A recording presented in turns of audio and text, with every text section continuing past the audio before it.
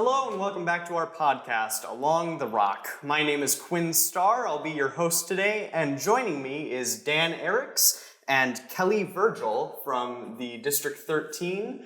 Dan is going to soon be stepping down as superintendent, and Kelli will be taking over. So, Yeah. Say a couple things about that. Sure. So I'll be leaving June 30th is my last day, then I'll be retiring. And Kelli will be taking over immediately after that, July 1, the next day. So maybe a little before. Maybe, well, there will be time where we're working together, It seems like you've been there for quite some time. Forever? Is that what you were going to say? Not forever, no, but... in the district since 1996, superintendent the last 15 years. Pretty impressive. And you were a math teacher before that? I was a math teacher from 96 until 2004, and then building principal at Merrill School from 2004 until 2010. So how was, like, as a math teacher, how was, that step up from that to superintendent? Well, from math teacher to building principal was quite a change. You still have a lot of interaction with the students when you go to be a building principal. So that was nice. Then when I made the decision to go from principal to superintendent, that changed things a little bit because you don't have quite the student interaction. But I made it a habit to get out and walk a lot and visit with the kids and get to know some of them and get to know some of them really well, and just get to know some of them with a high five in the hallway, but get to know them a little bit. It's good to have that connection with the students, yes. I would assume. Yeah.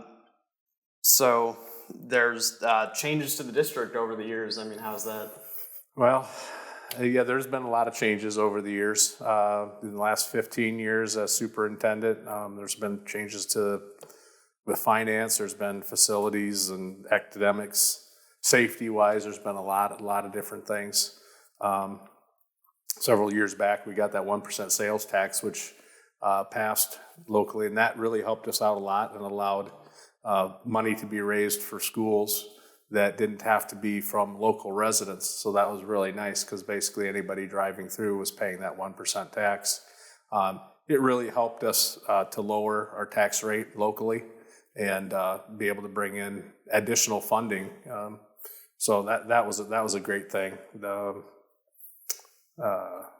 Facilities, we over those years we annexed Riverdale preschool, or it's preschool now. We took them over back in 2012, and then in 2016 we did an addition at Merrill School.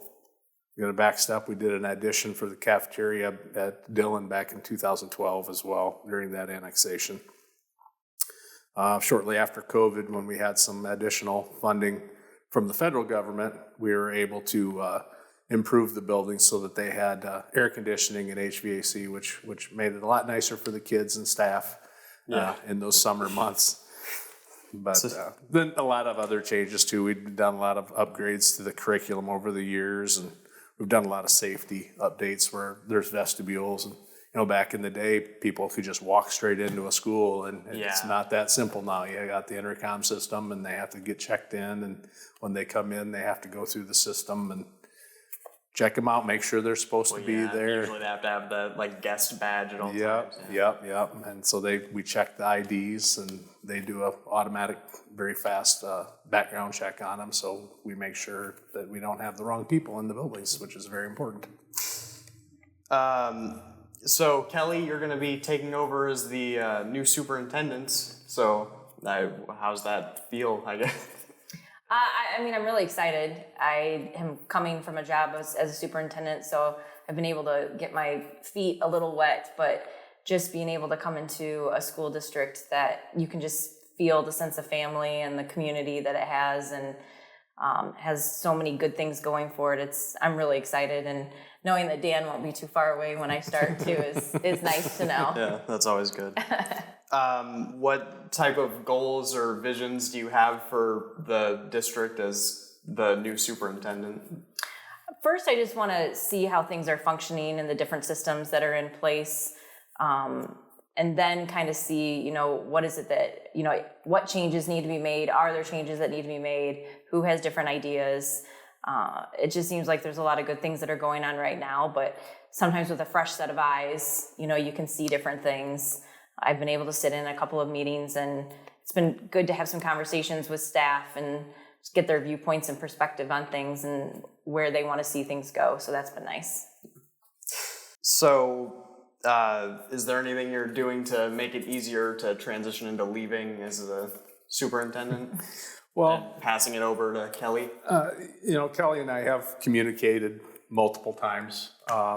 And today she was here in the district all day today. We were able to walk around. She was able to visit the building some more.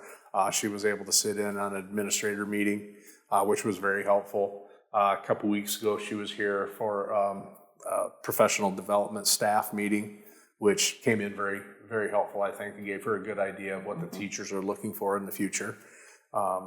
I'm really excited because I know we're going to be in good hands, and like Kelli said, it's a new set of eyes. That's so important. You can't be stagnant and keep doing the same thing over and over again. I've had 15 years in, and I've had a lot of great administrators and great people, staff that I've worked with, and I listen to what people say and the concerns and thoughts that they have. That's what got the new cafeteria at Dillon and the new cafeteria at Merrill was, started out as just a conversation. And then it's like, that's a great idea. We need to go forward with that. We need to get moving. The air conditioning is an easy one because everybody always wants air conditioning. Of course. So you just keep listening and you hear things. And Kelli has a lot of strengths that I don't have. So I'm excited to see what she's going to do over the next few years and 10 years or whatever, however many years. I think it's really exciting because I feel like I've done some things, and I just feel like she's going to be able to just keep rolling and do more things and improve the district even more than where we are today. So I'm looking forward to it. All right. Is there anything else you guys want to say about this transition that hasn't been said already? Well, Dan's done a great job of sharing resources, and I can just tell that the resources that he's already shared with me, it's going to be easier for me to transition in because he's made so many great tools, and the staff that he has right now too, they're great resources as well. So I'm not at all concerned about the transition, and I think it's going to go really smoothly. That's good. Yeah, I agrey. Especially since, like you said, I'll be around a lot. Yeah. So, hopefully I don't have to change my cell phone number. No. We're going to need you to mow the lawn. So. There you go. Yeah. Be around every weekend or so. Check in. Yeah. Make sure it hasn't all burned down or anything. No, my wife still teaches in the district, so I'll still have a connection there. And obviously, like I said, I've been here since 1996, and education is just a gigantic part of my life. It's been my entire life, and so just walking away is difficult. But at the same time, I feel like we found the right person to take it, and I feel like it's just upwards from here. So I'm excited to see how it works out. That's great. Thank you for coming up and talking about it. I also want to thank our crew for making this program possible, and we'll see you next time along the rock.